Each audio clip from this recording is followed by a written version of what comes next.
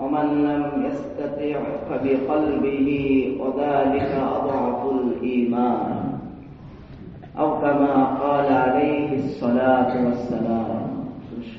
اللهم صل على محمد وعلى آل محمد كما صليت على إبراهيم وعلى آل إبراهيم إنك حميد مجيد. اللهم بارك على محمد وعلى آل محمد كما باركت على إبراهيم وعلى آل إبراهيم إنك حميد مجيد. প্রথমে আল্লাহ রাব্বুল আলামিনের শুকরিয়া আদায় করতেছি যে আল্লাহ তাআলা মেহেরবানি করে রহম করে এই বৈরী পরিবেশ, খুবই ঠান্ডা, কুয়াশা, আমি মনে করছি কোন লোকই মনে হয় আসবে।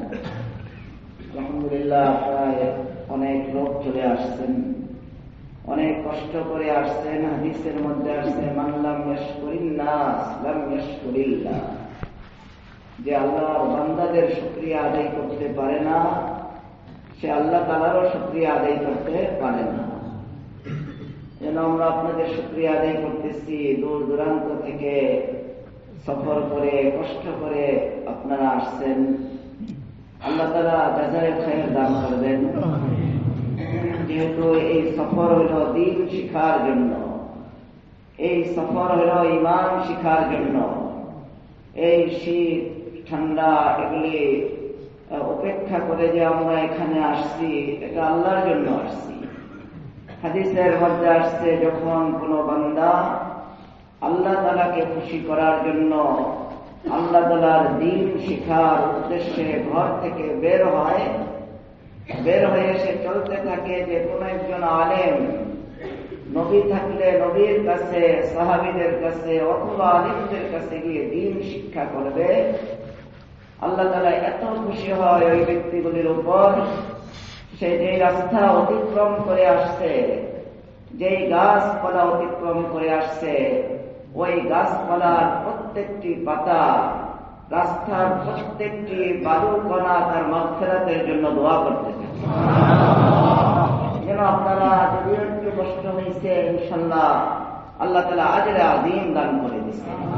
আমাদের মাগফিরাতের জন্য গাছের পাতা পর্যন্ত দোয়া করতেছে, আমাদের মাগফিরাতের জন্য রাস্তার ধুলা বালিও দোয়া করতেছে। এজন্য আমাদের এই আশা বৃথা নয়, এটা অনেক বড় আজরে আযীম পাওয়ার একটা মাধ্যম। আমরা এখন একটি খারাপ সময়, একটা খারাপ অবস্থা অতিক্রম করতেছি। চারোদিকে শুধু ফিতনা, চারোদিকে শুধু মুসিবত।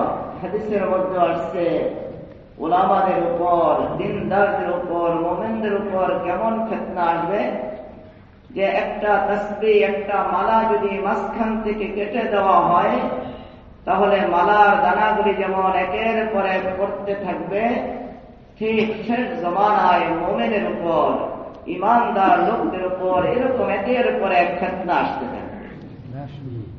এই সময় আমাদের উচিত হলো খুব দিনকে মজবুত করে ধরা, ঈমানকে মজবুত করে ধরা, ঈমানের মেহনতকে মজবুত করে ধরা, দাওয়াত ইলাল্লাহর কাজ করা।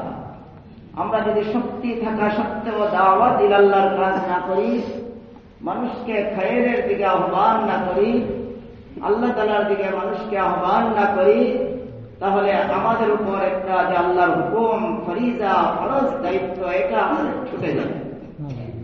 এই জন্য আমাদের উচিত হলো দাওয়াত ইলাল্লাহর কাজকে আঁকড়ে ধরা। দাওয়াত ইলাল্লাহর কাজ করলে আমাদের লাভ কি হবে? আল্লাহ রাসূল সাল্লাল্লাহু আলাইহি ওয়াসাল্লাম বলেন, আদ-দাল্লু আলাল খায়রি কাফাইলিহি, কেউ যদি কাউকে কোনো ভালো কাজের দিকে আহ্বান করে, ওই ভালো কাজটা সে করার মধ্যে গণ্য হয়ে যাবে। আপনি 10 জন মানুষকে নামাজের দিকে আহ্বান করছেন, আপনার দাওয়াত পেয়ে 10 জন মানুষ নামাজে আসলো, 10 জন মানুষ সালাত নামাজ আদায় করে যে সওয়াব আদায় করলো, আপনার আমল নামার মধ্যে আল্লাহ তাআলা 10 জনের পরিমাণের আমলের সওয়াব দিয়ে দিয়েছেন। সুবহানাল্লাহ। আপনার দাওয়াত পেয়ে 10 জন হজ করলো, আপনি কিয়ামতের দিন দেখবেন 10টা হজের সওয়াব আপনার আমল নামায় লেখা। আপনি দাওয়াত ইলাল্লাহর কাজ না করেন তাহলে আপনার উপর আযাব চলে আসতে পারে। হাদিসের মধ্যে আসছে আল্লাহ রাসূল বলেন, আল্লাহ তাআলা এক অপরাধী কওম, অবাধ্য কওমের উপরে আযাব দেওয়ার ইরাদা করলেন। জিবরিল আমিন ফেরেশতাকে বললেন, এই কওমকে আযাব দাও, এই কওমের লোকদেরকে মাটির উপর দিয়ে তাদের চাপা দিয়ে দাও। জিবরিল আমিন আলাইহিস সালাতু ওয়াস সালাম বলছে, আল্লাহ, এখানে যে একজন নেককার মানুষ আছে, সে চোখের পলক পরিমাণ গুনাহ করে না, সে কোনো গুনাহে লিপ্ত হয় না, বদ কাজে লিপ্ত হয় না, আল্লাহ এই লোকটাকে সহকারী কি আযাব দিয়ে দিব? এই লোকটা তো নেককার। আল্লাহ হাদিসের মধ্যে আল্লাহ রাসূল বলেন, আল্লাহ বলেন আল্লাহ জিবরিল আমিন ফেরেশতাকে আদেশ করছেন, এই লোকটাকে সহকারী আযাব দিয়ে দাও। নাউযুবিল্লাহ।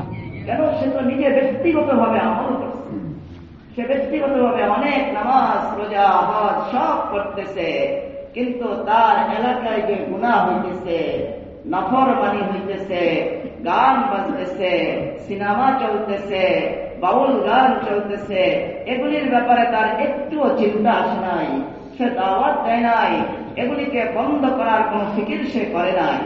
যেহেতু সে দাওয়াত দেয় নাই, তাকে সময় আযাব দেয়।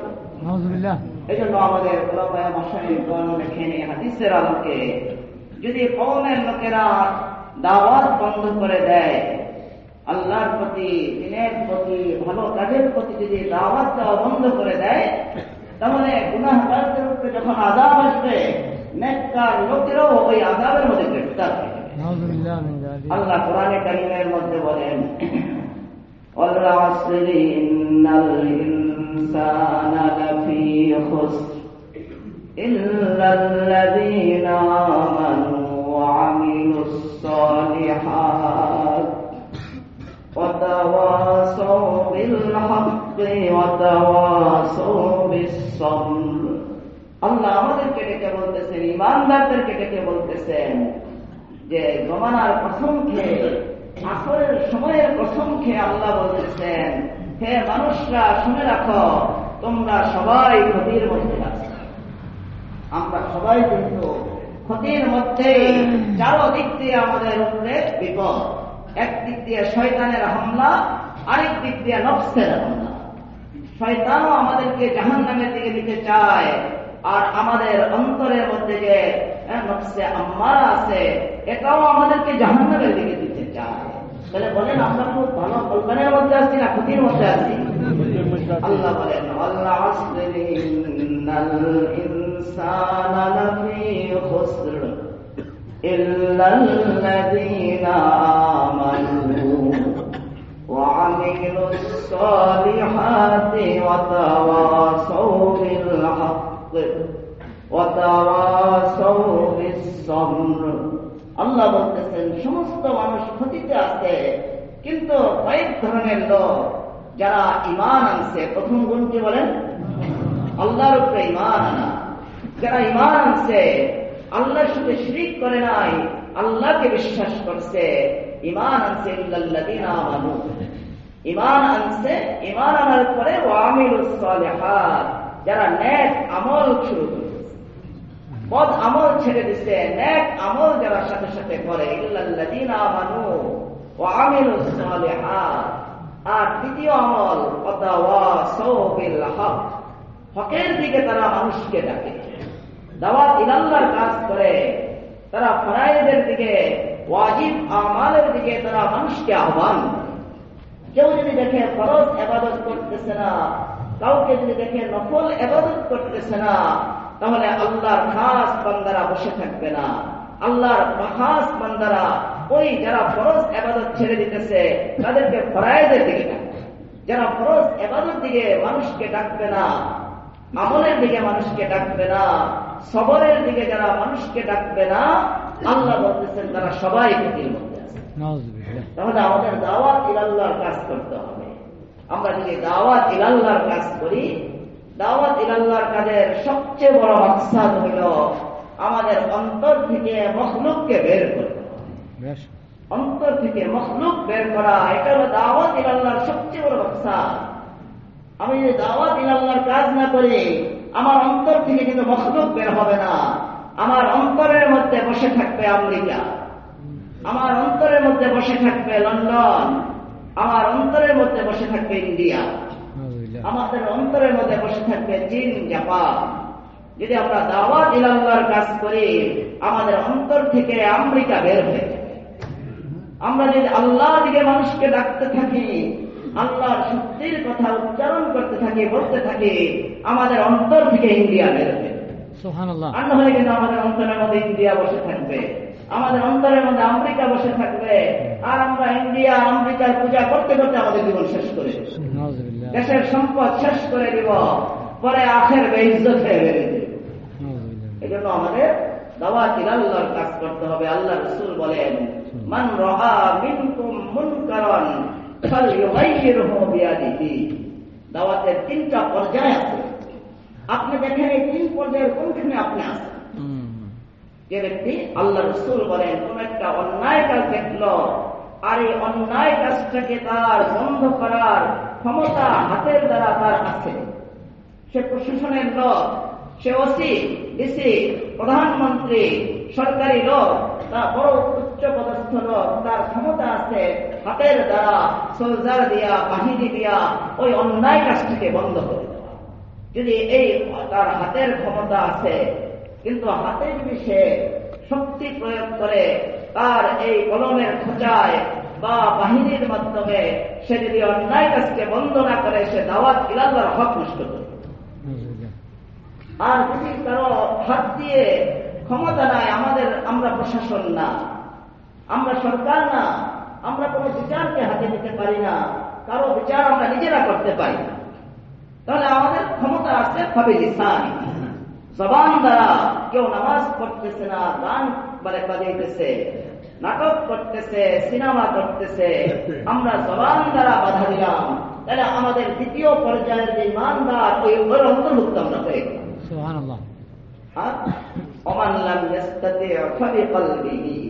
যে হাতের দ্বারাও অন্যায় কাজকে বাধা দিতে পারে না, জবান দ্বারা অন্যায় কাজকে বাধা দিতে পারে না, তার শক্তি নাই। সে জবান প্রয়োগ করলে তার চলে যেতে হয় জেলখানা, তার উপরে অনেক বড় অত্যাচার, জুলুম, তার জীবনের ঝুঁকি। ওই সময় করণীয় কি? আল্লাহ রাসূল বলেন, ফাবিকলবিহি, তুমি অন্তর দিয়ে ওই খারাপ কাজটাকে ঘৃণা করো, আর অন্তর দিয়ে তুমি চিন্তা করো এই খারাপ কাজটাকে আমি কিভাবে সমাজ থেকে উৎখাত করতে পারি। আল্লাহ রাসূল বলেন, ওয়াদালিকা আদআফুল ঈমান, যে প্রথম যারা হাত দিয়ে অন্যায় কাজকে বাধা দেবে, এটা হলো সর্বোচ্চ ঈমান। যারা জবান দিয়ে বাধা দেবে, এটা হলো দ্বিতীয় পর্যায়ের ঈমান, মুমিনের আলামত। আর যারা কোনোটা পারবে না, অন্তত অন্তর দিয়ে গুনাহ কাজকে ঘৃণা করতে হবে, আর গুনাহটাকে বন্ধ করার জন্য এটা অন্তর দিয়ে চিন্তা ফিকির করতে হবে যে কিভাবে বন্ধ করতে পারে। এইভাবে যারা অন্তর দিয়ে গুনাহকে ঘৃণা করে, অন্তর দিয়ে চিন্তা ফিকির করে যে গুনাহটা কিভাবে বন্ধ করা যায়, আল্লাহ রাসূল বলেন এটা হলো একেবারে সর্বনিম্ন ঈমান। এরপর আর ঈমান নাই। আপনার এলাকায় গান বাজতেছে, আপনার এলাকায় নাটক হইতেছে, বাউল গান হইতেছে, আপনি 3 প্রকারের একটাও যদি না করেন, তাহলে বোঝা যাবে আপনার ঈমান একটা সুন্দর কোথায় চলে।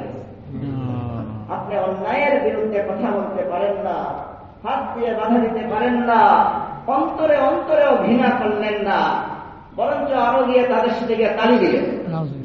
বলেন, কিছু বুড়া লোক গিয়ে তালি দিয়েছে। জিজ্ঞাসা করে, চাচা আপনি গেলেন কেমন? কয় ভাতিজারা করে ফেলাইছে, কি করবো হুজুর? হ্যাঁ, ভাতিজা উপরে উঠায় দেয়। আসলে নিজেই এটা এই বলেন লোক, উনি ভাতিজার উপরে উঠায় দেয়, ভাতিজারা করে ফেলছে, হুজুর কি করবো? এই 3 তবকার ভিতরে আমি আছি কিনা আমার দেখতে হবে। এই জন্য আমরা দাওয়াত ইলাল্লাহর কাজ করব। দাওয়াত ইলাল্লাহর সবচেয়ে বড় মাকসাদ সেটা হলো আমাদের অন্তর থেকে মখলুককে বের করে দেওয়া। মখলুককে বের করা। আল্লাহ নিজে নিজের নবীদের মধ্যে যদি দেখছেন একটু মখলুকের প্রতি ভাবিত, আল্লাহ সাথে সাথে নবীদেরকে ওই মখলুক থেকে, মখলুক অন্তর থেকে সরানোর ব্যবস্থা আল্লাহ নিজে দিয়েছে। হযরত মুসা আলাইহিস সালামের হাতে লাঠি ছিল না? হ্যাঁ, লাঠি। এটা দিয়ে তো পিটাইয়া রাসূল মুসা আলাইহিস সালাম বনি ইসরাঈলকে কিছুটা সোজা করার চেষ্টা করছে। ইসরায়েলকে সোজা করার চেষ্টা করছে, উনি পারে নাই। আল্লাহ রাসূল যখন 50 ওয়াক্ত নামাজ নিয়ে আসতেছিলেন, হযরত মুসা আলাইহিস সালাম বলছে যে দেখেন আমার উম্মতকে আমি সর্বোচ্চ চেষ্টা করে 2 ওয়াক্ত নামাজ পড়াইতে চাই, আপনি 50 ওয়াক্ত পড়াবেন, আপনি তাদের উল্লেখে গিয়া আপনি আবদার করেন প্রমাণের জন্য। রাসূল আকরাম সাল্লাল্লাহু আলাইহি সাল্লাম মুসা আলাইহিস সালামের পরামর্শ নিয়ে বারবার দিয়ে উনি কমাইতে আল্লাহ আরহামুর রাহিমিন আমাদের জন্য 5 ওয়াক্ত দিয়েছেন। এই মেরাজের ঘটনাই তো এটা। আমরা মেরাজের মাসে আসছি এখন বর্তমানে, আমরা এই মাসে অনেক বাজে বাজে কাজ করে ফেলি। আল্লাহর মাকসাদ হলো বান্দার অন্তর থেকে মখলুক বের হয়ে যায়। যে যারা কাফের, যারা মুশরিক, যারা আল্লাহ পূজারী না, আল্লাহকে ডাকে না, তাদের অন্তরের মধ্যে সৎ থাকবে আসবাব, তাদের ইয়াকিন থাকবে আসবাবের উপর, তাদের ইয়াকিন থাকবে দুনিয়ার বিভিন্ন বস্তু, বিভিন্ন আসবাবের উপরে তাদের ঈমান থাকবে সতে সৎ। আর যারা প্রকৃত মুমিন, আম্বিয়া ইকরাম, সাহাবা ইকরাম, তাবিঈন, আইম্মায়ে মুজতাহিদিন, আউলিয়া ইকরাম, ওনাদের অন্তরের মধ্যে সৎ ইয়াকিন থাকবে আল্লাহর উপরে। এজন্য আল্লাহ চান নবীদের, আউলিয়াদের কারো অন্তরের মধ্যে যেন আসবাব না আসে। আল্লাহ মুসা আলাইহিস সালামকে প্রশ্ন করছে, ওমা তিলকা বিয়ামিনিকা ইয়া মুসা, ক্বালা হিয়া আসাই আতাওয়াক্কালু আলাইহা ওয়া আহুশু বিহা আলা গনামি ওয়ালিয়া ফিহা মাআরিবু উখরা। আল্লাহ মুসা আলাইহিস সালাম, আল্লাহ তো সবই জানেন, আল্লাহ তো আলিমুল গায়ব, যা হবে, যা হয়েছে, যা বর্তমানে হইতেছে সব আল্লাহ জানেন। আল্লাহ মুসা আলাইহিস সালামকে জিজ্ঞাসা করছে, মুসা তোমার হাতে যে একটা জিনিস দেখতেছি এটা কি? ওমা তিলকা বিয়ামিনিকা ইয়া মুসা, হে মুসা তোমার হাতে এটা কি? বলেন আমরা আমাদেরকে কেউ জিজ্ঞাসা করলে আমরা কি বলবো? এটা লাঠি, এটা ব্যাগ, এটা লাঠি। মুসা আলাইহিস সালাম এতটুকু বলে নাই কেন? উনি তো দুনিয়ার কোন ব্যক্তি, কোন মখলুকের সাথে কথা বলতেছে না, উনি গোটা জগতের স্রষ্টা আল্লাহ রাব্বুল আলামিনের সাথে কথা বলতেছে। এটা উনি কথাকে লম্বা করতে চাইতেছে। আমাদের কাছে কেউ আসলে আমি অনেকটা বিদায় করে দিই যে গান হয়েছে, একটু 1 মিনিট বসার তো দেন, সুযোগ দেন, আবার একটু করে মুসাফা করে হয়ে যান, 2 মিনিট বসতে দেন। অনেকদিন পরে আসছি, উঠতে মন চাইতেছে না, বলেন আমি একজন মখলুক, উনি একজন মখলুক, আমার কাছ থেকে উঠতে চায় না। আর মুসা আলাইহিস সালাম কথা বলতেছে কার সাথে? এই কথা কি উনি ছোট করতে যাবে না বড় করতে যাবে? আল্লাহ বলেন, ওমা তিলকা বিয়ামিনিকা ইয়া মুসা, ক্বালা হিয়া আসাই আতাওয়াক্কালু আলাইহা ওয়া আহুশু বিহা আলা গনামি ওয়ালিয়া ফিহা মাআরিবু উখরা। মুসা আলাইহিস সালাম বলে, আল্লাহ আপনি জিজ্ঞাসা করছেন এটা কি? আল্লাহ এটা আমার একটা লাঠি। এতটুকু বললে যে কথা শেষ? উনি এটা শেষ করে নাই। ক্বালা হিয়া আসাই আতাওয়াক্কালু আলাইহা, আল্লাহ আপনি জানেন আমি এটা দিয়ে না টেকলাম। আল্লাহর সাথে কথা বাড়াইতেছে মহব্বতের কারণে, যে আল্লাহ আপনি জানেন, আপনি তো সবই জানেন, তারপর আল্লাহ আপনাকে আমি আরো মহব্বত করে জানাইতেছি। আমি যখন হাঁটতে হাঁটতে বা বকরি চড়াইতে চড়াইতে একটু পিঠ ব্যথা হয়ে যায়, আল্লাহ এই লাঠিটা পিছনের দিকে দিয়ে আমাকে ট্যাক লাগাই। ক্বালা হিয়া আসাই আতাওয়াক্কালু আলাইহা ওয়া আহুশু বিহা আলা গনামি ওয়ালিয়া ফিহা মাআরিবু উখরা। বলতেছে আল্লাহ আমি যেটা দিয়ে ট্যাক লাগাই, আল্লাহ আরো জানেন আমি কি করি। আমার যখন বকরি চড়াইতে থাকি, বকরিদের পেটে খিদা লাগে, আল্লাহ আমি এই লাঠিটা দিয়া না পাতা এরকম বাড়ি দিয়া পাতা ঝাড়ি আর আমার বকরিগুলিরে আল্লাহ খাওয়াই। কথা লম্বা করতেছে, কিসের জন্য বলেন? আল্লাহর সাথে সময় পাওয়ার জন্য। ক্বালা হিয়া আসাই আতাওয়াক্কালু আলাইহা ওয়া আহুশু বিহা আলা গনামি ওয়ালিয়া ফিহা মাআরিবু উখরা। আল্লাহ শুধু বকরির জন্য পাতা পাড়িয়ে এতটুকু না, আল্লাহ আপনি জানেন আমি আরো অনেক কাজ করি, এটা দিয়ে আমার আরো অনেক উপকার আমি অর্জন করি। রাস্তার মধ্যে কোনো যদি বিচ্ছু পাই একবারই দিয়ে আল্লাহ মেরে ফেলে। রাস্তার মধ্যে যদি সাপ পাই আল্লাহ এটাকে দিয়ে সাহায্য করি। রাস্তার মধ্যে যদি কোনো অচোর ডাকাত পাই ওদেরও সাহায্য করি। বলেন এই যে আল্লাহর সাথে কথা বাড়াইতেছে কেন? আল্লাহর মহব্বতে, যে আল্লাহর সাথে যেন আমার সময়টা আরেকটু দীর্ঘ হয়। আল্লাহ দেখতেছেন মুসা আলাইহিস সালাতু ওয়াস সালাম একটা লাঠির মধ্যে, বলেন লাঠি কি মখলুক না? বলেন লাঠি কি মখলুক না? আল্লাহর সৃষ্টি না? অনেকে মখলুক অর্থ করে বুঝে নাই। মখলুক মানে আল্লাহর সৃষ্টি। এই যে এটা আল্লাহর একটা সৃষ্টি। মাইকটা কি আল্লাহর সৃষ্টি। ফ্যান লাইট যা দেখতেছেন গাছপালা আমি আপনি সবাই আল্লাহর কি? আল্লাহ যখন দেখেন মুসা আলাইহিস সালাম একটা লাঠির মধ্যে শক্তি দেখতেছেন, উপকার দেখতেছেন, মখলুকের দিকে ওনার নজর, আল্লাহ সাথে সাথে ওনাকে একটু তরবিয়ত করতে চাইছেন। আল্লাহ নবীদের তরবিয়ত কি কোনো মানুষ করে বলে? নবীরা মাসুম, ওনাদের কোনো গুনাহ নাই। আমরা জন্মের শুরুতে মার পেট থেকে যেভাবে নিষ্পাপ হইয়া দুনিয়াতে আসছি, নবীরা মৃত্যুর সময় ওরকম নিষ্পাপ, কোনো গুনাহ নাই। নবীদেরকে তো মানুষ ইসলাম করতে পারবে না। এই সামান্য একটু কথার এদিক সেদিক একটু মখলুকের একটু উপকার দেখছে মুসা আলাইহিস সালাম, মখলুকের একটু শক্তি বয়ান করছে আল্লাহ, সাথে সাথে আল্লাহ তাআলা তরবিয়ত করতেছে।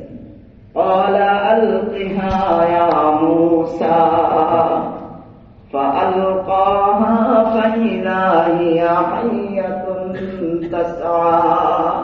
আল্লাহ বলতেছেন মুসা তোমার তো অনেক বড় বয়ান আমি শুনলাম, তুমি একটা লাঠির মধ্যে অনেক উপকার বয়ান করলে, হ্যাঁ মুসা তোমার এই লাঠিটা একটা মাটিতে ফালাও তো। আল্লাহ তাআলার হুকুমে মুসা আলাইহিস সালাম লাঠিটা যখন ফেলছে, আল্লাহ বলেন ফাআলকাহা ফাইযা হিয়া হাইয়াতুন তাসআ। আল্লাহর হুকুমে উপকারী লাঠিটা যখন মুসা আলাইহিস সালাম ফেললেন, ওই লাঠিটা উপকারী লাঠিটা হয়ে গেল অজগর সাপ। আবার এটা এরকম লাড়াচাড়া করতেছে। মুসা আলাইহিস সালামের তো অবস্থাই খারাপ, যে এতক্ষণ উপকারী লাঠি এখন যাই করি কোথায় পালাম, এটা তো আমরা ধরে ফেলবে, অজগর সাপ খেয়ে ফেলে না। আল্লাহ আবার ডেকে বলতেছেন সাবধান, পালান যাবো না, তুমি একটু আগে বলছো উপকারী। ক্বালা খুযহা ওয়ালা তাখাফ সানুঈদুহা সিরাতাহাল উলা। মুসা তোমার উপকারী লাঠি আমার হুকুমে ফেলছ, এখন তো অজগর সাপ এসে পালান যাবে না, এখন তুমি অজগর সাপের লেজ ধরো। মুসা আলাইহিস সালামের অবস্থা আপনি বলেন, উনি তো একজন নবীর মানুষ, তো কিছু না কিছু ভয় তো হবেই। এখন অজগরের কেমনি গেল? আর আল্লাহর হুকুম কি অমান্য করা যায়? মুসা আলাইহিস সালাম কি করবেন?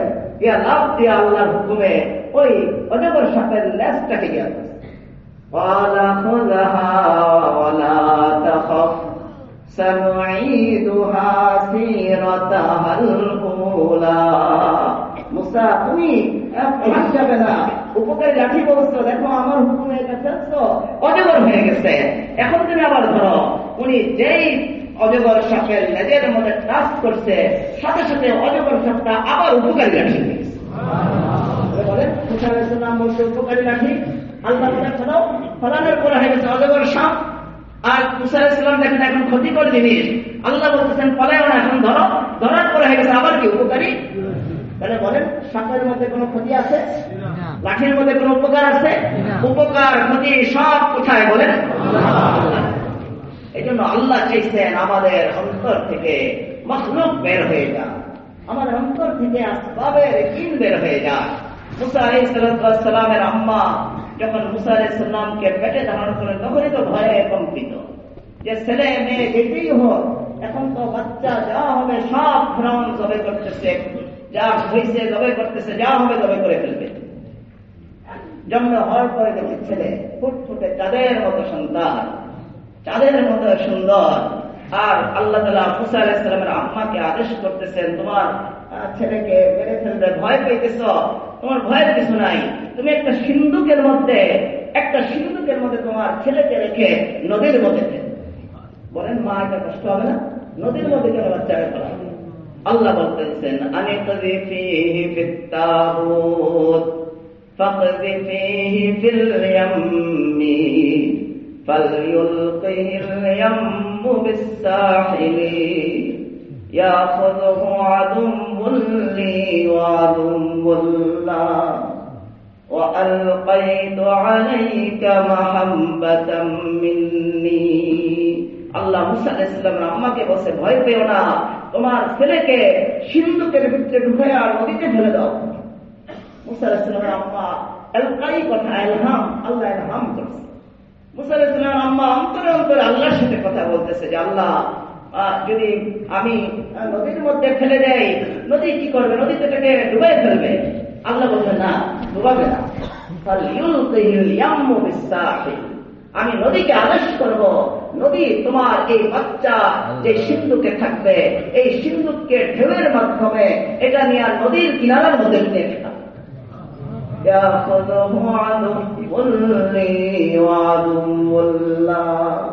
মুসা আলাইহিস সালামের আম্মা প্রশ্ন করছে যে আল্লাহ, আমার ছেলে নদীর পাড়ে গিয়া সিন্ধুকের মধ্যে দিলাম, নদীর পাড়ে গিয়ে সে ঠেকলো, তারপরে তাকে কে গ্রহণ করবে?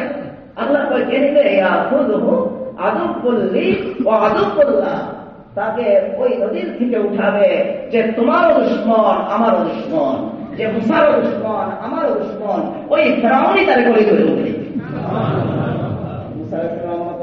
আল্লাহ আরেক বিপদ, আগে তো আমার বাসায় আরেকটা জবে করতো, এখন তো আমি তো দুশ্মনের বাসায় দিয়ে দিলাম, আরো বিপদ হইব, আমার বাচ্চারা আরো আসানে জবে করবো। আল্লাহ না, وألقيت عليك محبة مني ولتصنع على عيني।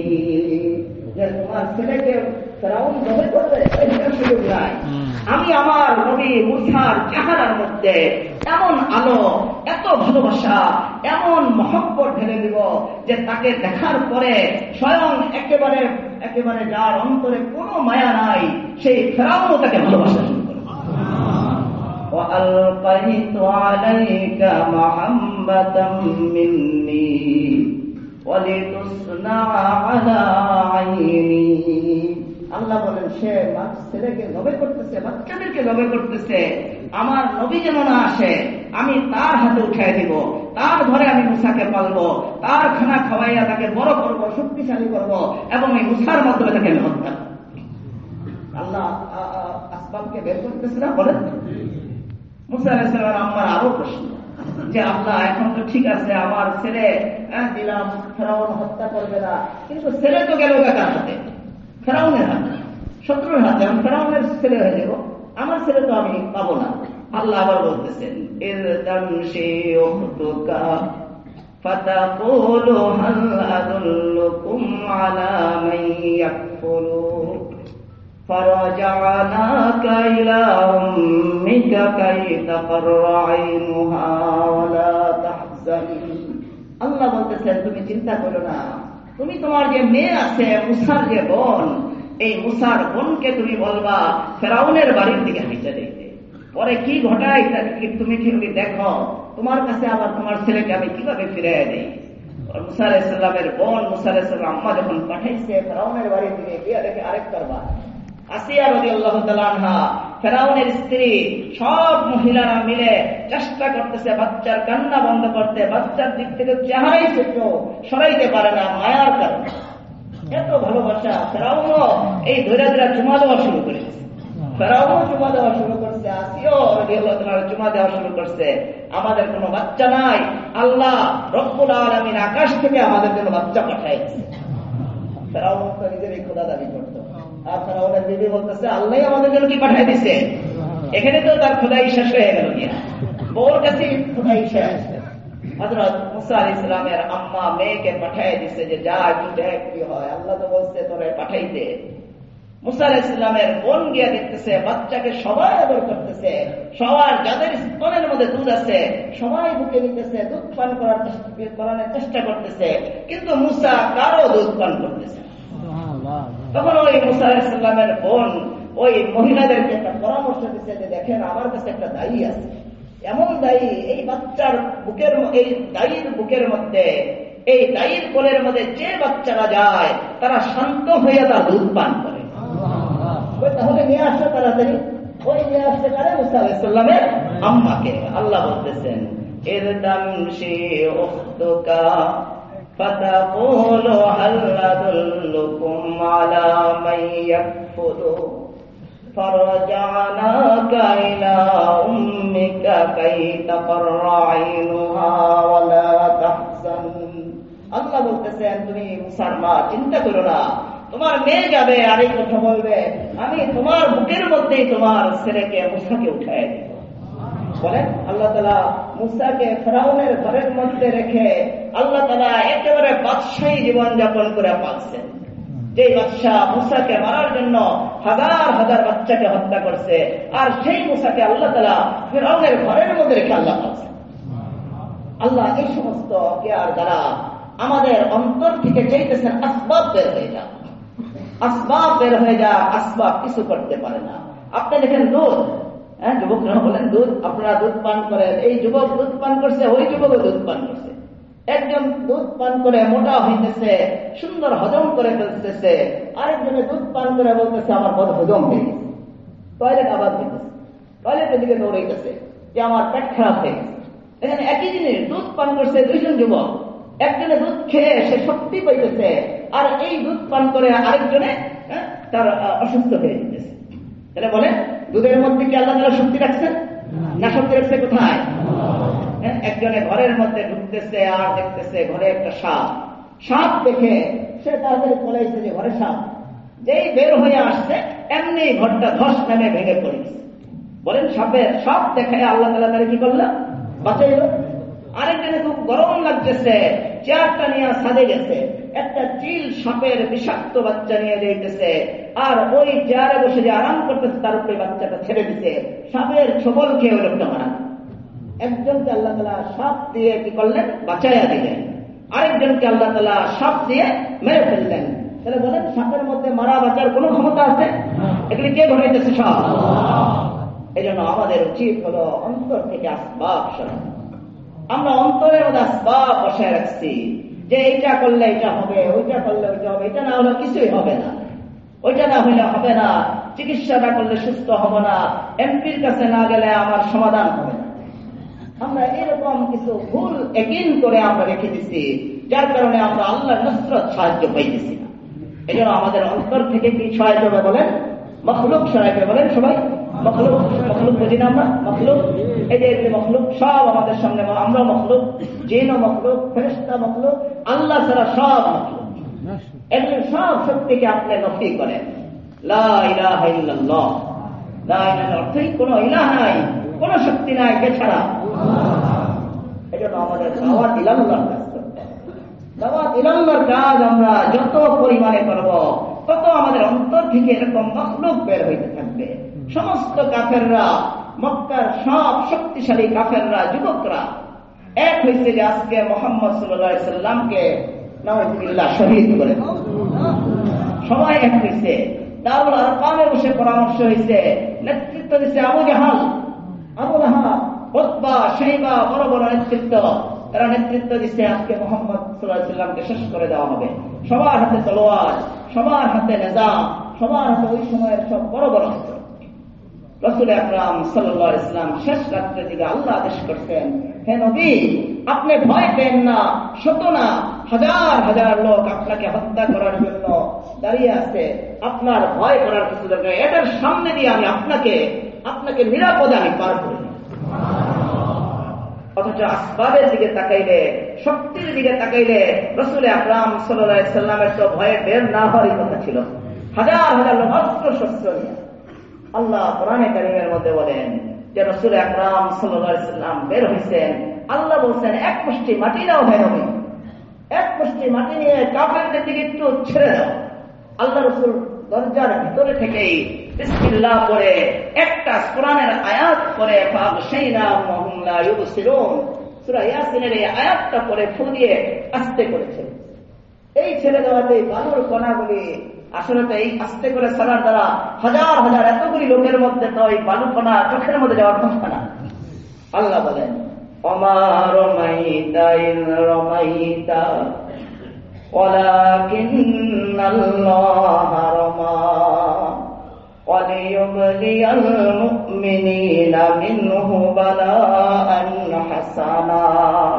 হে রাসূল, আপনি দেখছেন আপনার হাতের মধ্যে বালু, আর আপনি মনে করতেছেন আপনি ফেলে দিচ্ছেন, আপনি ফেলে দিচ্ছেন আর কাফেরদের চোখে চলে গেছে। আল্লাহ বলেন ওমা রমাইতা, হে রাসূল আপনি ফেলেন নাই, বরঞ্চ আপনার হাতের মধ্যে আরশে আযীম থেকে আমার হাত এসে মিলে গেছে, আমার হাত দিয়ে এই বালুগুলি আমি কাফেরদের চোখের মধ্যে ঢুকে গেছি। ওমা রমাইতা ইয রমাইতা ওয়ালাকিন্নাল্লাহা রমা। যেটা তুমি হে রাসূল আপনি এই বালিগুলি নিক্ষেপ করেননি, এই বালু আমি আরশে আযীম থেকে আমি নিক্ষেপ করে দিয়েছি। তাহলে বলেন আল্লাহ তাআলা কোন আসবাবের দিকে কি মুখাপেক্ষী? আল্লাহ রাসূলকে বাঁচিয়েছে কার শক্তি দ্বারা? আল্লাহ কোন অ্যাটম বোম ব্যবহার করে নাই, কোন অন্য কিছু ব্যবহার করে নাই। এজন্য আমাদের অন্তর থেকেও দাওয়াত ইলাল্লাহর কাজ আমরা করি। অনেকে আলহামদুলিল্লাহ তাবলীগের সাথে আসছি, আমরা দাওয়াত ইলাল্লাহর কাজ করি। আমাদের অন্তর থেকে আমরা মাখলুককে বের করি। মাখলুককে যদি আমরা অন্তর থেকে বের করতে না পারি, দাওয়াত ইলাল্লাহর মাকসাদই হাসিল হইল না। আল্লাহ রাসূল নিজের আপন চাচাতো ভাইকে দেখে বলছেন, ইয়া উখতি ইয়া আখি ইয়া গোলাম, হে ছোট বালক, তুমি আমার থেকে একটা নসিহত কবুল করো কি ইদা ইসতাআনতা ফাসতাইন বিল্লাহ ওয়া ইদা সাআলতা ফাসআলিল্লাহ। হে আমার ভাই, তোমাকে আমি বিশেষভাবে বলতেছি, তুমি যদি কখনো কিছু চাইতেই হয়, তুমি একমাত্র জায়গা কার কাছে বলেন? না কোনো মোল্লার কাছে যাবেন। একদিন আমার কাছে আসতে অমুক মোল্লাকে নিয়ে আসি, অমুক মোল্লাকে নিয়ে আসি, আপনার মাঝে একটা বাস্তারা ভেঙে উঠে দেবো। মোল্লার টাকা কত আছে? 1000 কোটি। যে মোল্লাই হোক, আপনার আবার কোনো মোল্লা নির্দিষ্ট করেন না, ওরা কেউ মোল্লার আবার লাগাই দিয়েন না যে হুজুর আপনার বদনামটাই মনে করছে, এটা আপনার করলে তো বিপদ হয়ে যাবে। কোন মোল্লা দিয়ে বলছি? অনেক মোল্লা আছে, অনেক নামের মোল্লাই তো আছে। এক মোল্লার কথা বলছেন, বলছে যে হুজুর এত ধনী, উনি মনে মনে আসতেও চায় কিন্তু ডরে আসে না, হুজুর আপনি একটু অনুমতি দিলে আমরা নিয়ে আসি। আমি বলছি মোল্লার টাকা কত আছে? 1000 কোটি, 2000 কোটি, 5000 কোটি, 20,000 কোটি, তারপরে আছে নাকি? 6 মাস যদি পয়সা খায়, পরে মোল্লার টাকা গোল্লা ভেঙে না কি বলেন? ভুল বললাম মনে করেন?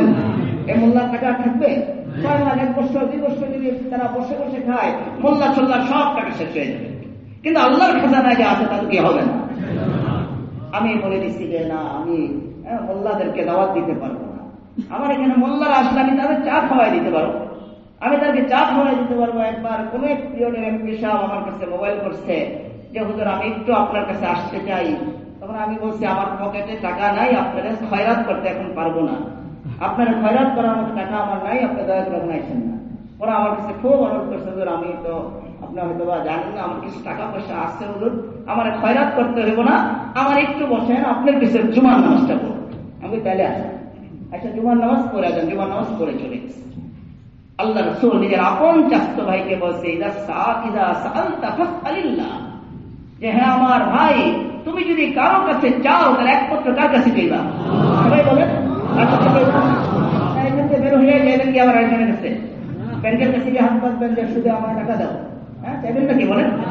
শুধু গিয়ে অনেকে টাকা উঠে ফেলতেছে, ঘুষে টাকা ঘুষ খাইতেছে। আল্লাহ মাফ করেন।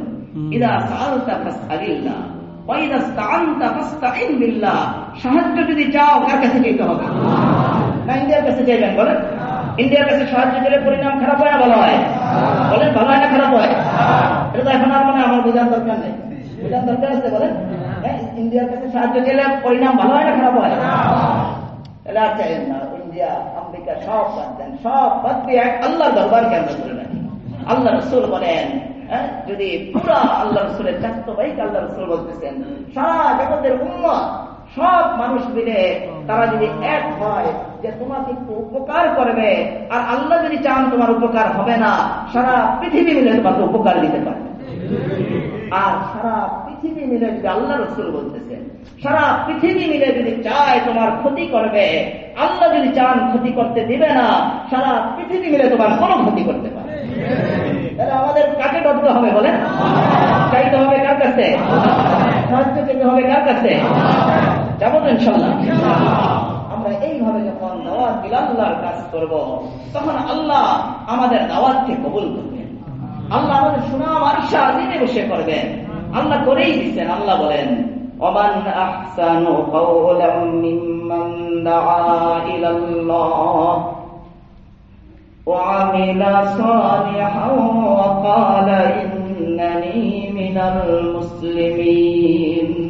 আল্লাহ দায়ীদের কথা, যারা এরকম গুণে গুণান্বিত, মখলুককে বের করেছে অন্তর থেকে, আল্লাহ ওই দায়ীদের শোনা আল্লাহ করতেছে। ومن أحسن قولا ممن دعا إلى الله وعمل صالحا وقال إنني من المسلمين। আল্লাহ বলেন ওই ব্যক্তির কথার যে দামি, ওই ব্যক্তির কথার যে আর উত্তম কার কথা হইতে পারে যে আমি আল্লাহর দিকে মানুষকে ডাকে। যারা আল্লাহর দিকে মানুষকে ডাকে, তার দিকে ডাকে বলেন ডাকতে হবে, কার দিকে বলেন? সবাই বলেন কার দিকে? যারাই দাওয়াতের কাজ করি, যারাই আমরা উলামা দাওয়াত ইলাল্লাহর কাজ করি, দাওয়াত ইলাল্লাহর সবচেয়ে বড় কর্মী হলো উলামায়ে কেরাম। উলামায়ে কেরাম হলো দাওয়াত ইলাল্লাহর সবচেয়ে বড় কর্মী। প্রত্যেক মুসলমান হলো দাওয়াত ইলাল্লাহর কর্মী। আমরা যারা দাওয়াত ইলাল্লাহর কাজ করি, আমরা দাঈ ইলাল্লাহ হওয়ার জন্য সর্বপ্রথম শর্ত হলো ইলাল্লাহ, কার দিকে রাখতে হবে? না কোনো আমিরের দিকে রাখতে চলবে? যদি কেউ আমিরের প্রেম, আমিরের ভালোবাসায় তাবলীগের কাজ করে, তাহলে প্রথম শর্তই পাওয়া গেল, প্রথম শর্তই শেষ। আল্লাহ বলেন ওমান আহসানু কাওলাম মিম্মান দাআ ইলাল্লাহ ওয়া আমিলা সালিহান ওয়া ক্বালা ইন্নানী মিনাল মুসলিমিন। আল্লাহ বলেন ওই ব্যক্তির কথা সবচেয়ে দামি, ওই ব্যক্তির কথা আমার কাছে সবচেয়ে প্রিয় যে আমার দিকে মানুষকে ডাকে। আপনি যখন ঘরের থেকে ফজর নামাজ পড়ার জন্য বের হবেন, আপনি যদি আল্লাহর জন্য আপনার ছেলেকে ডেকে বলেন বাবা আসো ফজর নামাজ পড়ি, পড়া না পড়া তো তার কাজ, কিন্তু আপনি ডাকলেন এই আল্লাহর জন্য, যদি আপনার ছেলেকে আপনি ডাকেন, আপনার এই কথাটা আল্লাহর কাছে সবচেয়ে দামি কথা।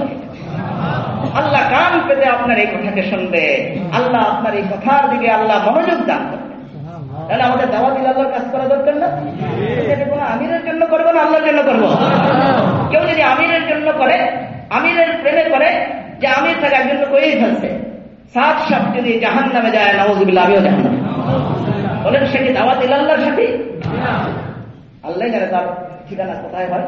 তাহলে আমাদের দাওয়াত ইলাল্লাহ কবুল হওয়ার জন্য প্রথম শর্ত হলো ইলাল্লাহ, আল্লাহর জন্য ইখলাসের সাথে দাওয়াত দিতে হবে। কোন যদি আমাদের এখানে কোন লোক দেখানো বা কোন অন্য কোন ব্যক্তির প্রেমে যদি আমাদের দাওয়াত ইলাল্লাহ হয়, তাহলে দাওয়াত ইলাল্লাহর কাজই হবে। আর দ্বিতীয় শর্ত ওয়ামিলা সালিহান ওয়া ক্বালা ইন্নানী মিনাল মুসলিমিন।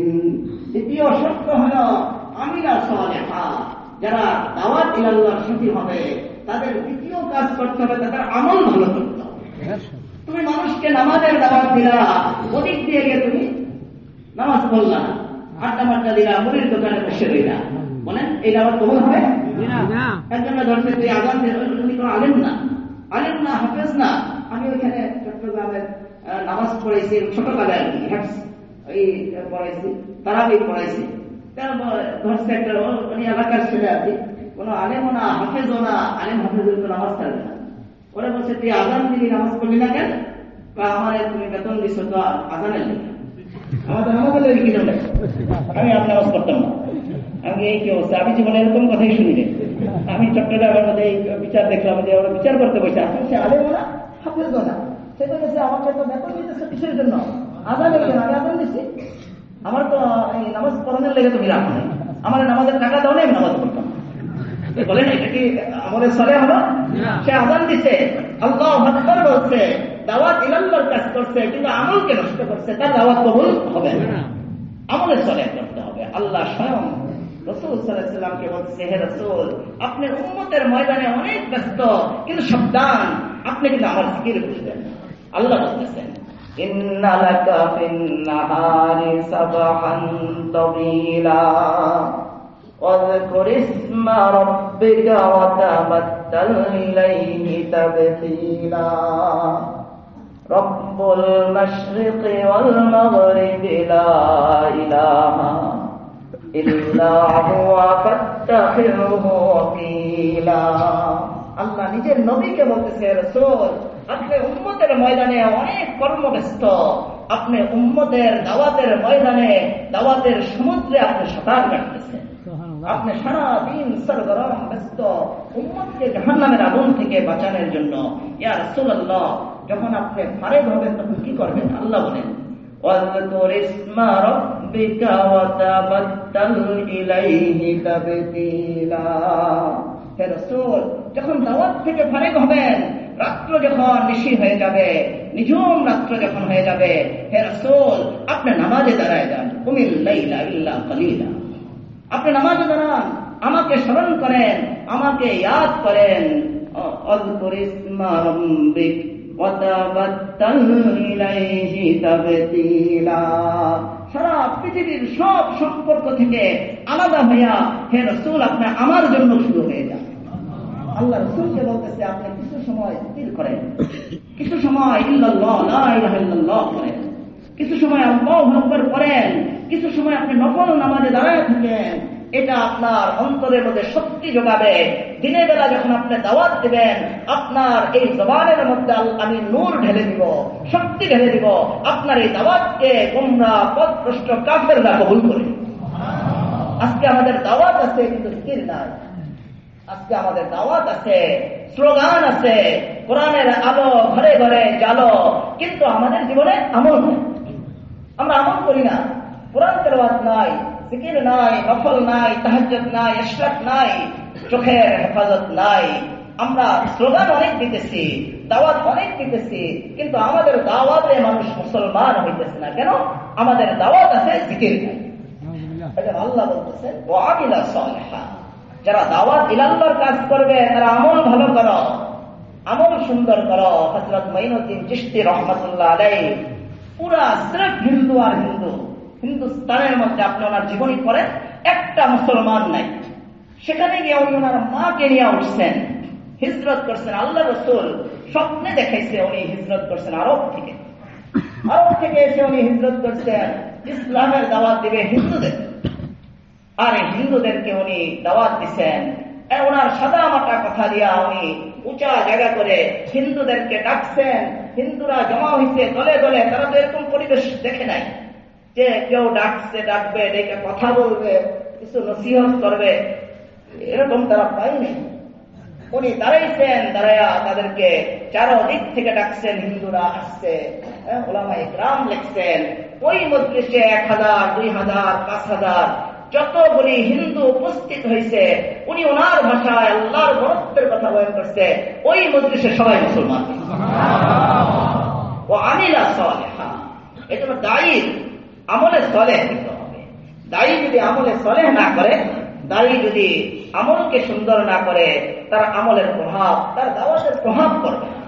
হযরত আনোয়ার শাহ কাশ্মীরি রাহমাতুল্লাহ আলাইহি দেওবন্দের মুহাদ্দিসে কবীর, বলছে এত বড় মুহাদ্দিস এই ভারতবর্ষের মধ্যে আসবেও না মনে হয়, আল্লাহু আলাম, আসতেও পারে আল্লাহ দিলে। কাশ্মীরি রাহমাতুল্লাহ আলাইহি পাগড়ি পরে উনি কাশ্মীর যাবেন।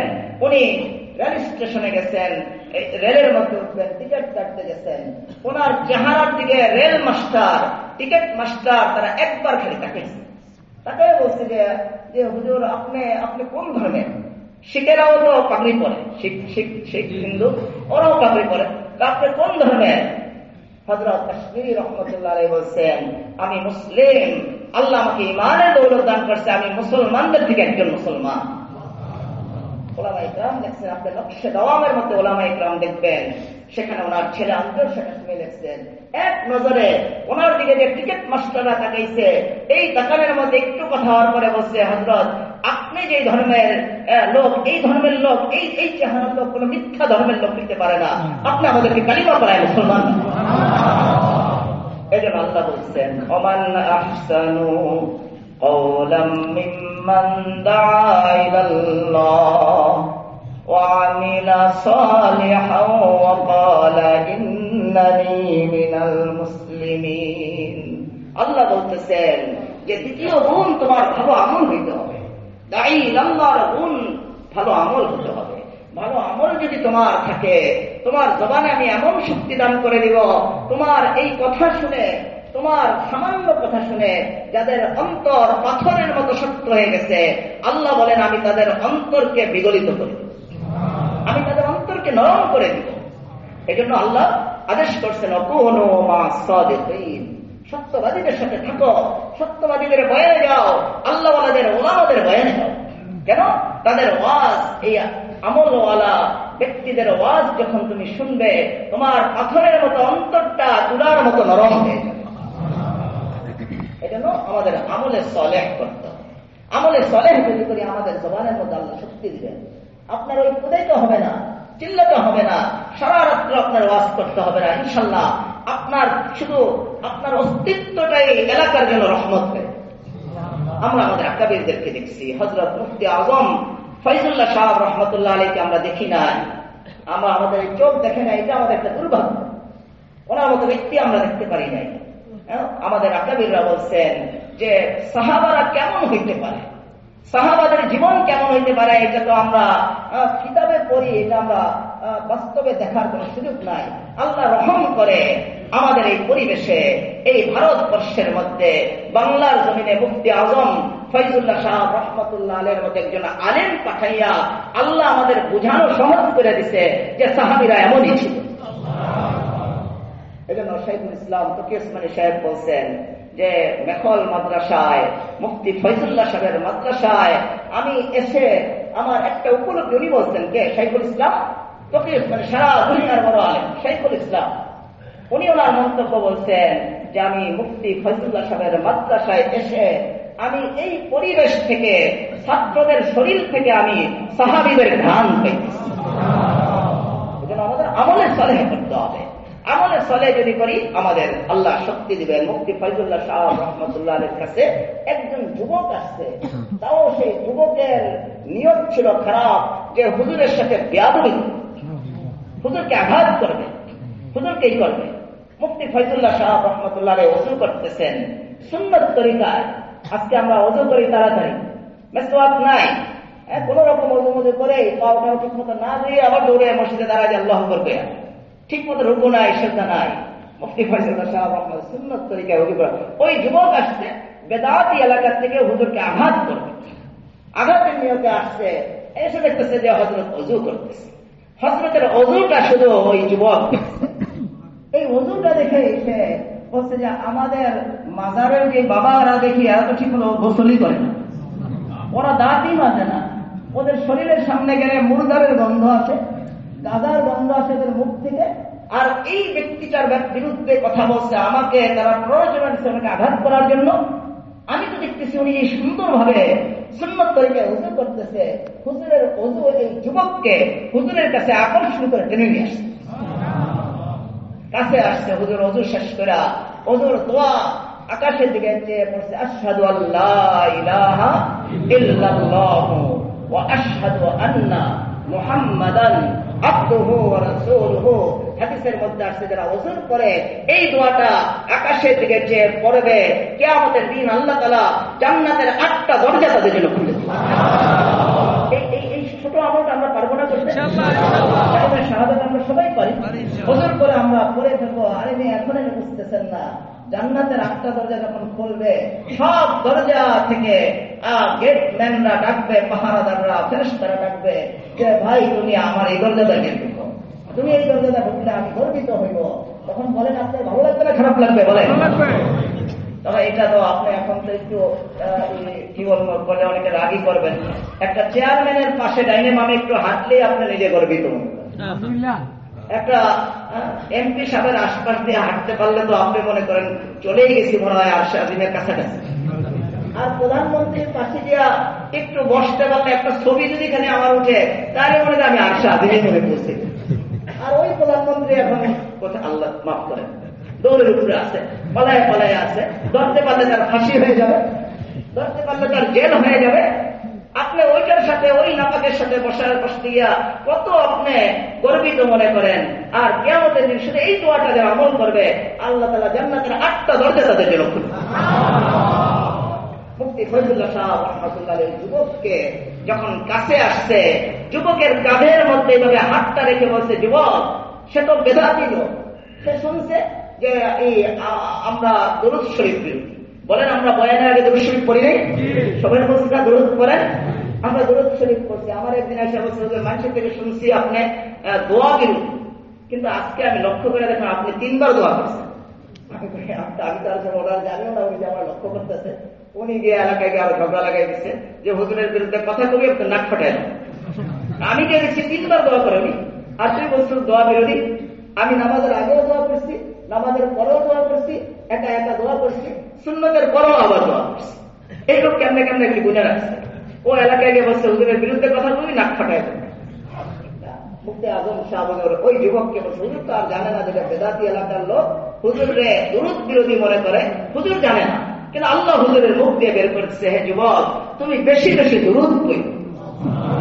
এই যুবক তো ওইখানে মুফতি ফজলুল্লাহ সাহেবের হাতের মধ্যে হাত দিয়ে বলছে, হুজুর আমি আসলাম আপনার মারতে, আর হুজুর এখন আমি নিয়ত করছি আমি মৃত্যুর আগ পর্যন্ত আপনার পায়ের জুতা আমি শোনাব, আমাকে হুজুর বায়াত করে না। এই যে আমলে চলে, একজন ব্যক্তি যদি আমলে চলে করে, তার জবানের সামান্য কথা, তার আমল, এটা অন্য মানুষের উপরে ভালো প্রভাব, সত্যি এটা বড় প্রভাব ফেলে দেয়, তাকে টেনে নিয়ে আসে, আকর্ষণ করে নিয়ে আসে। এই জন্য আমরা যারা দাঈ আল্লাহ হইব আমাদের আমলে চলে করতে হবে। হযরত ইলিয়াস রহমতুল্লাহর নাম শুনেন নাই আপনারা? পুরা এই তাবলীগের কাজটাকে আবার আল্লাহ রাসূলের তরিকায় উনি নতুন করে আর বন্ধ হয়ে গেছিল, চালু করছে। উনি কি তাবলীগ আবিষ্কার করছে? বলেন, আবিষ্কার তো আল্লাহ রাসূল আল্লাহই করে দিচ্ছে, আল্লাহ রাসূলের মাধ্যমে। হযরত ইলিয়াস রহমতুল্লাহ আলাইহি উনি নিজামউদ্দিনের বারিন্দার মধ্যে বসেছিলেন, আর এই সময় একটা বাপ আর চাচা একটা উলঙ্গ মেয়ে, বড় মেয়ে, উলঙ্গ, 1 ইঞ্চি কাপড় নাই, এই মেয়েকে তাকে জঙ্গলের দিকে নিয়ে যেতেছে ছুরি হাতে। হযরত ইলিয়াস রহমতুল্লাহ আলাইহি কিন্তু আর বৃদ্ধ মানুষ খেয়াল করে নাই, হঠাৎ ওদিকে তাকাইছে, তাকায় দেখে যে একটা আগাগোড়া একটা বড় বালেগা মেয়ে, একেবারে উলঙ্গ। উনি এই উলঙ্গ মেয়েটা দেখে মাথাটা নিচে করে পড়ছে, লা হাওলা ওয়ালা কুওয়াতা ইল্লা বিল্লাহ। বলেন এটা একটা ছোট্ট জিকির না? এই আওয়াজটা ওই বাতাসের মধ্যে গিয়ে পৌঁছে গেছে উলঙ্গ মেয়ের কান করে। সাথে সাথে ওই মেয়েটা যে দীর্ঘ জীবন ধরে পাগল, জিনের রোগী বলতেছে বা পাগল বলতেছে, কাপড় রাখে না, বাপ আর চাচা জঙ্গলে নিয়ে যেতেছে যে আজকে ছুরি দিয়ে জবে করে তাকে দাফন করে। এই মেয়েটা যখন আল্লাহর একটা খাস বান্দা ইলিয়াস রহমতুল্লাহ আলাইহির মুখ থেকে বের হয়েছে যে লা হাওলা ওয়ালা কুওয়াতা ইল্লা বিল্লাহ, এটা শুধু ওই পাগল মেয়ের কানের মধ্যে পৌঁছছে, আর সাথে সাথে মেয়েটা সুস্থ হয়ে বলতেছে আমাকে কাপড় দাও, আমার লজ্জাস্থান ঢাকতে হবে। এই জন্য আল্লাহ বলেন, ওমান আহসানু কাওলাম মিম্মান দাআ ইলাল্লাহ ওয়া আমিলা সালিহান ওয়া ক্বালা ইন্নানী মিনাল মুসলিমিন। যে যারা দাওয়াত ইলাল্লাহর কাজ করবে, যাদের কথা আল্লাহর কাছে সবচেয়ে দামি হবে, প্রথম গুণ হইব তাদের দাওয়াত হইতে হবে আল্লাহর জন্য, দ্বিতীয় গুণ তাদের আমল ভালো হতে হবে, তৃতীয় গুণ হলো ক্বালা ইন্নানী মিনাল মুসলিমিন। আগে তো 2 তাওহীদ মুফাসসিরিনে কেরাম বলছে, এখন তো 3 তাওহীদ হয়ে গেছে, এখন তাফসীর হয়ে গেছে কয়টা? এটা আমাদের এতাতি ভাইরা রহম করে আমাদের 3য় তাফসীর বের করেছে। এতাতি ভাইরা রহম করে, এই তাফসীর আমার জানা ছিল না, কিন্তু এতাতি ভাইদের জন্য একটা তাফসীর আমার আলহামদুলিল্লাহ আল্লাহ তাআলা আমার অন্তরের মধ্যে দিয়েছে। আল্লাহ বলতেছেন ক্বালা ইন্নানী মিনাল মুসলিমিন। মুফাসসিরিনে কেরাম 2টা খুব সুন্দর তাওহীদ লিখছেন যে তুমি দাওয়াত ইলাল্লাহর কাজ করবে, পৃথিবীর যেখানে যাইবে, অক্সফোর্ড বিশ্ববিদ্যালয়ে যাও, লন্ডনে যাও, আমেরিকা যাও, তুমি লজ্জাবোধ করবা না। ইহুদি নাসারা সব তোমার সামনে কিলকিল করতেছে, তুমি লজ্জাবোধ করবা না, সবার সামনে দাঁড়ায়া তুমি গর্ব করে বলবা ইন্নানী মিনাল মুসলিমিন, আমি মুসলমান, ইসলাম আমার গর্ব, ইসলাম আমার কিনা, আমার কলঙ্ক নয়, ইহুদিদের কলঙ্ক হলো ইহুদি। আল্লাহ রাসূল বলছেন সবচেয়ে নিকৃষ্ট জাতি হলো ইহুদি। আল্লাহ বলতেছেন সবচেয়ে গোমরা, সবচেয়ে পথভ্রষ্ট জাতি হলো ইহুদি নাসারা, যাদের উপরে আল্লাহ লানত। ওদের সামনে গিয়ে যেন আপনি ভয় না পেয়ে যান। আল্লাহ দাঈ আল্লাহ মুসলমানদেরকে বলতেছেন তুমি বিশ্বের যেখানেই যাও মুখ ফুলিয়ে বলো ইন্নানি মিনাল মুসলিমিন, বলে ইন্নানি মিনাল মুসলিমিন, যে আমি ইহুদি না, আমি নাসারা না, আমি হিন্দু না, আমি চালাল না, আমি বৌদ্ধ না, আমি সর্বশ্রেষ্ঠ জাতি মুসলমান। আর আরেকটা তো লিখছে যে দাওয়াত 3 চিল্লা দিচ্ছ বা ছাল লাগাইছ, সাবধান, অহংকার করো না। অহংকার 3 চিল্লা দিয়ে অহংকার করো না, বরঞ্চ এটা তাফসীর মুফাসসিরিন کرام দ্বিতীয় তাফসীর এইভাবে লিখছে যে তুমি নিজেকে নিজে বলো ইন্নানি মিনাল মুসলিমিন, আমি 3 চিল্লা দিয়া, আমি সাল দিয়ে, আমি 10 চিল্লা দিয়ে, 12 চিল্লা দিয়ে আমি বড় কিছু হয়ে যায় নাই, আমি মুসলমানদের থেকে একজন নগণ্য মুসলমান। আমি অহংকার করতে আমার জন্য না আসে। আর এতাতি ভাইদের কারণে যখন তৃতীয় তাফসীর এসে গেল, আল্লাহ বলতেছেন ক্বালা ইন্নানি মিনাল মুসলিমিন, মুসলমান কাকে বলে? আল্লাহ রাসূল মুসলমানের সংজ্ঞা বলছেন, আল মুসলিমু মান সালিমাল মুসলিমুনা মিন লিসানিহি ওয়া ইয়াদিহি। মুসলমান কারা? যাদের হাত, যাদের জবান, যাদের হাত থেকে মুসলমানরা নিরাপদ, অন্য ভাইয়েরা নিরাপদ, তারা হইল কি? বলেন, তারা হইল কি? এখন আপনি বলেন এতাতি ভাইদের হাত থেকে কি আমাদের অন্য তাবলীগের মুসলমান ভাইরা নিরাপদ না নিরাপদ? ঘুমন্ত মানুষদের উপরে কারা আঘাত করছে বলেন? আমি তো একজন আসছে আমার সাথে দেখা করতে, আমি বলছি এতাতি ভাই কেমন আছেন? হুজুর আপনার মানে এতাতি বললেন, আপনারা নাম রাখছেন আপনাদের এতাতি, তাহলে আমার এতাতি বলে আপনার রাগ হয়ে যান। না হুজুর এতাতি গালি হুজুর এখন এতাতি গালি হয়ে গেছে। আসছে আমাকে দেখা করতে, আমাকে এতাতি ভাই কেমন আছেন? পরে রাগ একটু হুজুর আপনার আমার এতাতি ডাকলেন, আমাকে আপনার এতাতি তো আমরা আপনাদের নাম রাখি নাই, আপনাদের আমিররাই আপনাদের নাম রাখছে কি এতাত, তাদের কাছে এখন এতাতি, এটা কি হয়ে গেছে হাতাহাতি, নাকি ভুল বললাম? এই শেষটা থেকে হাতাহাতিটা কে করছে বলেন? আল্লাহ নাম মিলেই রাখে, আল্লাহ নাম মিলেই রাখে। আমি দেখছি ভান্ডারি, যেখানেই ভান্ডারি ওখানে কি সবাই বলেন, যেখানেই ভান্ডারি ওখানে কি, যেখানেই খাজা ওখানে কি পড়াইতেছে মনে হয়, তাহলে যেখানে আদাত ওইখানে। আমি কিন্তু হাদিস থেকে তাদের একটা পরিণাম আমার বুঝে আসছে, আমি অন্য জায়গায়ও বলছি, হাদিস থেকে এতাতিদের একটা পরিণাম আমার বুঝে আসছে। যারা এখানে এতাতি ভাই আসছেন, আমি আপনাদেরকে ছোট করার জন্য বলতেছি, আপনি আল্লাহর জন্য তওবা করেন। যারা যারা মুসলমানদেরকে হত্যা করে, এটা কোন তবলিগ? এটা কোন আমিরের মহব্বত? আমিরের মহব্বত রাসূল বলছেন যারা মানুষকে হত্যা করবে তাদের ঠিকানা হবে জাহান্নাম। আপনি এই তবলিগ তো আপনাকে জাহান্নামের দিকে নিয়ে যেতেছে, এই আমিরের ভালোবাসা আপনাকে কোথায় নিয়ে যেতেছে? জাহান্নামের দিকে নিয়ে যেতেছে। আমি এটা বাড়িয়ে বলতেছি না, হাদিস থেকে আমার তাদের একটা পরিণাম বুঝে আছে। আল্লাহ রাসূল বলেন মান তাশাব্বাহা বিকওমিন ফাহুয়া মিনহুম। আমি একেবারেই আমার অন্তরে আল্লাহ ঢেলে দিচ্ছেন, জানি না কোনো অন্য উলামায়ে কেরাম বলে কিনা। আল্লাহ রাসূল বলতেছেন যে যার সাথে সামঞ্জস্য রাখবে তার পরিণাম তার মতো। আপনারা বলেন, বুঝছেন কিনা বলেন? যার সাথে সামঞ্জস্য রাখবে তার পরিণাম তার মতো হবে, ওই যার সাথে মিল রাখছে তার মতোই হবে। আমরা বিগত 16 বছর জালেম সরকারকে দেখছি, তাদের মধ্যে অনেক দোষ আছে, কিন্তু 2টা প্রবল কঠিন দোষ আমরা দেখছি। জালেম সরকারের মধ্যে একটা বড় দোষ দেখছি যে তাদের মধ্যে একটা মালউন, একটা প্রেসিডেন্ট, ইন্ডিয়ার একজন মালউন একটা ব্যক্তির প্রেম প্রবল পরিমাণে ছিল। বললাম বলে একটা মুদি মালউন, চেহারা দিকে তাকান যায় না, এটা কি নাপিত না এটা চামার? পার্থক্য করতে কষ্ট হয়, নাপিত না চামার, এটা তার পার্থক্য করতে কষ্ট হয়। কিন্তু আপনার রাগ করেন না, বলার অধিকার আমাদের আছে। ওখান থেকে সে বসে বসে বাংলার জমিনে যেন আগুন জ্বলে, এই চেষ্টা, এই তদবির যে করে তার ব্যাপারে কিছু শিকায়ত করার অধিকার কি আমাদের নাই? বলে আল্লাহ রাসূল বলেন মান তাশাব্বাহা বিকওমিন ফাহুয়া মিনহুম।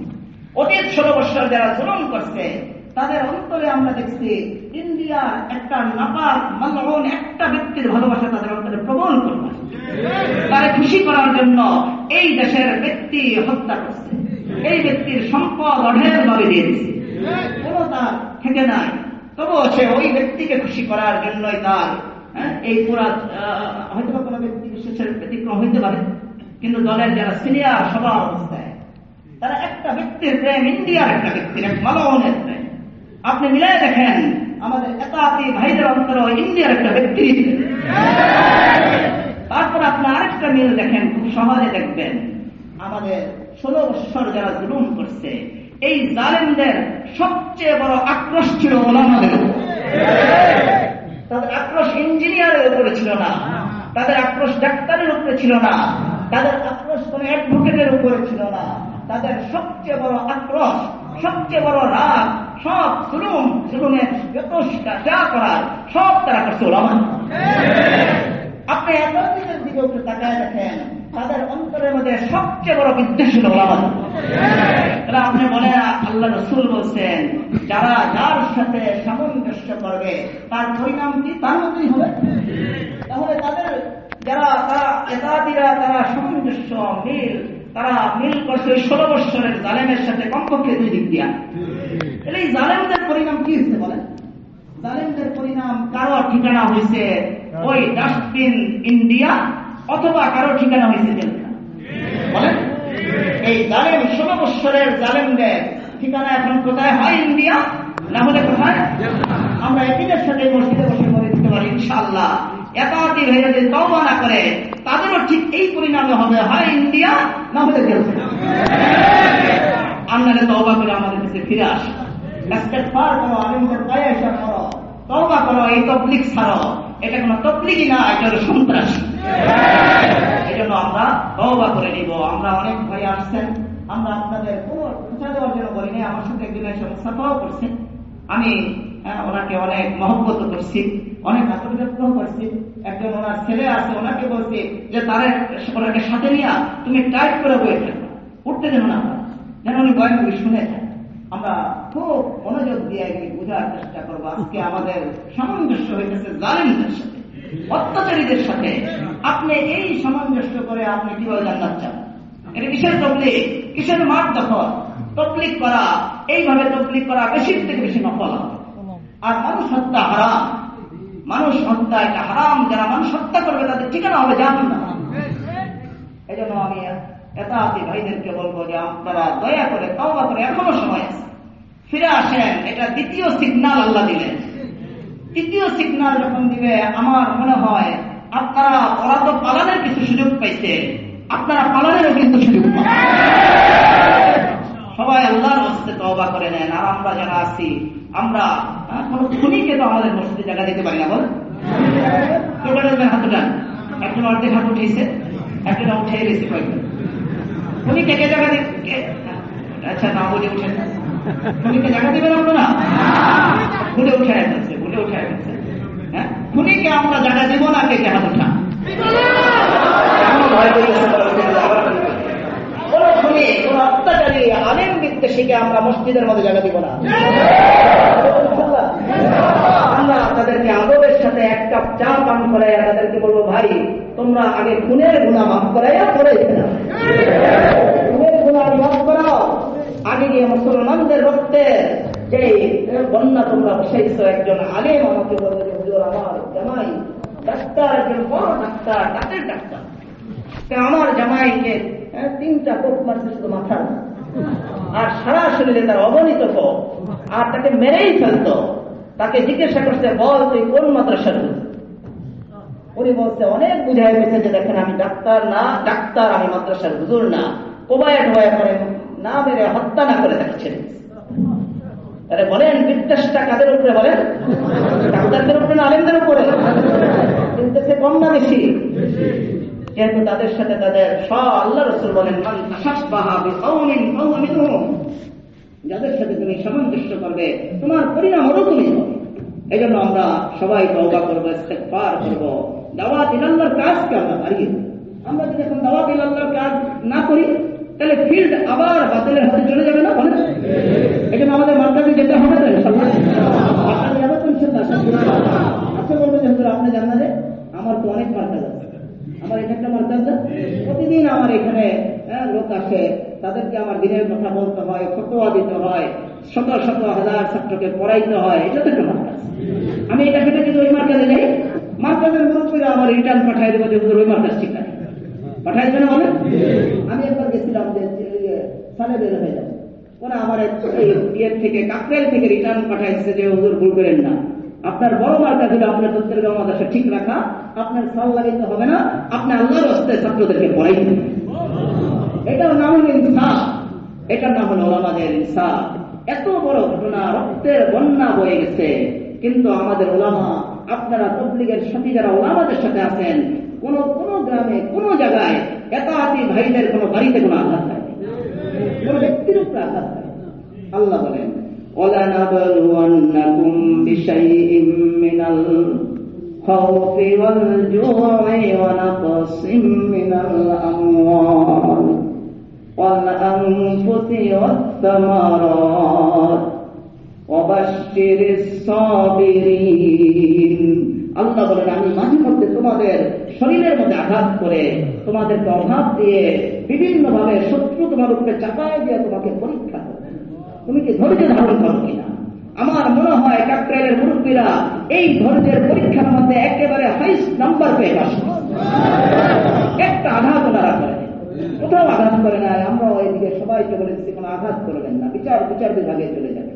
কিন্তু আজকে বহুত পরিণামের দুঃখের বিষয় যে আজকে প্রশাসন তারা তো বাম হাতের কাজ করে, এদিক সেদিক থেকে টাকা খেয়ে তাদের কোন নীতি আদর্শ পাওয়া যায় না। খুনিকেই তারা বানায় নির্দোষ, নির্দোষকে বানায় ফেলে তারা খুন। এজন্যই তো আল্লাহর ভয়, আল্লাহর ভয় ছাড়া যে যেখানে বসবে, প্রধানমন্ত্রী থেকে নিয়ে একেবারে পুলিশ ডিপার্টমেন্ট, একেবারে চেয়ারম্যান, মেম্বার, আরো নিচে যদি কোনো পদ থাকে, এখানেও যদি কেউ বসে, এখানেও তার ভুল কাজ হইতেই। কেন? আল্লাহর ভয় নেই। এই জন্য তো আমাদের ওলামায়ে গ্রাম প্রথমে এই যে মাদ্রাসায় পড়ায় আল্লাহর ভয়, আমরা আল্লাহর ভয় ছাত্রদের মধ্যে শেখানোর চেষ্টা করি। হ্যাঁ, একটা ওদিন বললাম, ছোট ছাত্রদেরকে বললাম, এখানে বড়ই গাছ থেকে যদি বড়ই পরে যদি পরে থাকে কি করবা? ছাত্ররা বলছে হুজুর আমরা এটা খাবো না।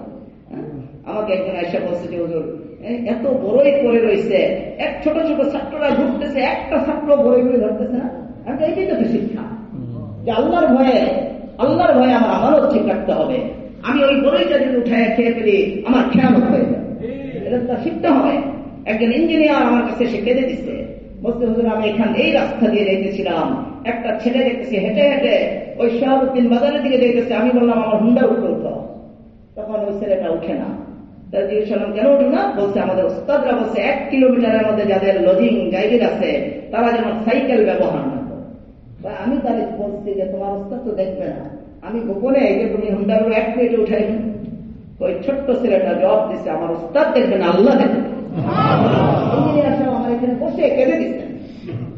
যেন আল্লাহর ভয় আমাদের অন্তরের মধ্যে আনতে হবে। আল্লাহর ভয় অন্তরে একজন সাধারণ মানুষকে আপনি প্রধানমন্ত্রী বানায় দেন, দেখবেন ওর দ্বারা সুন্দর রাষ্ট্র পরিচালনা।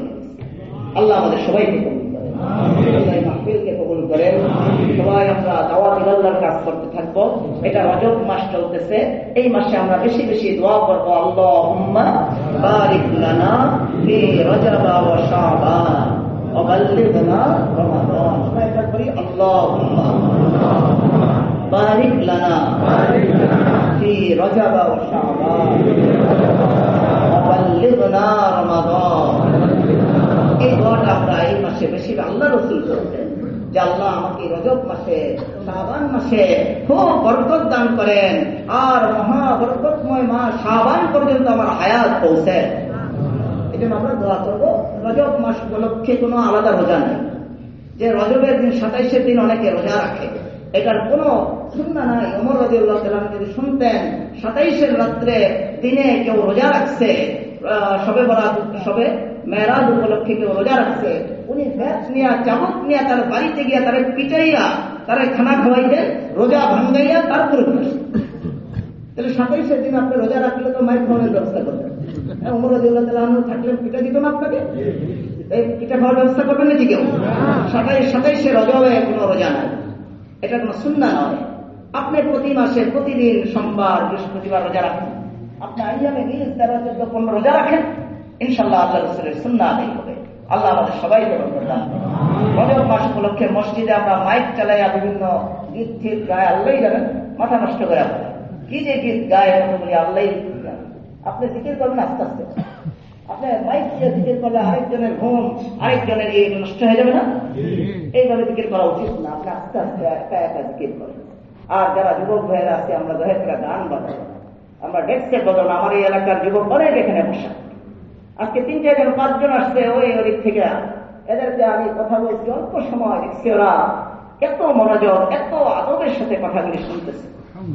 বলছে হুজুর আজকে আমাদের এলাকার এক জায়গার মধ্যে খেলার একটা অনুষ্ঠান আজকেও দিতে চাইছিল, হুজুর আমরা বলার পরেই তারা বন্ধ করে দিচ্ছে। মাইকিং ঠাইকিং করে খেলার মেহমান দাওয়াত দিয়া তারপরে যখন শুনছে তারা তো খেয়াল নাই।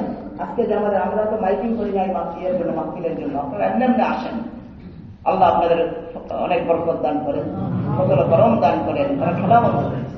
এই স্কুল আজকে এই যে কি বলে কাছারের স্কুল, আশপাশের স্কুল 21শে ফেব্রুয়ারি 16ই ডিসেম্বর কোন দিবসের মধ্যে আলহামদুলিল্লাহ গান থাকে না, স্কুল গান মুক্ত। আমরা যদি এখন দূর দূরান্ত থেকে গানের কিছু আওয়াজ পাওয়া যায় 3-4 কিলোমিটার দূর থেকে, আমরা যদি ওসব এলাকার কেউ থাকি, আমরা দয়া করে ভাইদেরকে বুঝাইয়া আমরা ডেক সেট বাজানো, গান বাজানো আমরা বন্ধ করে দিই। এটা আমাদের একটা দাওয়াত হবে ইনশাআল্লাহ। আল্লাহ আমাদের সবাইকে কবুল করেন, আল্লাহ এই মাহফিলকে কবুল করেন, সারা বিশ্বের মুসলমানকে আল্লাহ তাআলা কবুল করেন, সারা বিশ্বের সব ফিতনাকে আল্লাহ দাফন করেন, আল্লাহ এতাতিদের যে ফিতনা এটাকেও দাফন করে দেন, আল্লাহ তাদেরকে হেদায়েত দান করেন, আল্লাহ তাদেরকে সহিহ বুঝ দান করেন, আল্লাহ ফিলিস্তিনের মুসলমানদের উপরে ভরপুর রহম করেন।